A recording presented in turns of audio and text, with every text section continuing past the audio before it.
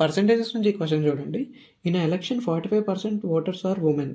If total voters are 18,000 find the number of male voters అని అడిగారు. If total voters ఎంత అంట 18,000 అయితే 45% ఉమెన్ అంట. ఇప్పుడు దీన్ని క్యాన్సిలేషన్ చేస్తే జీరోస్ జీరోస్ పోతుంది. 180 ఇంటూ 45 చేస్తే 8,100 వస్తుంది.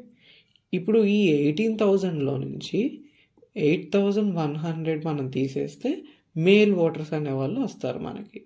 ఇప్పుడు చూడండి 0 0 7 మిగులుతుంది, క్యారీ అవుతుంది.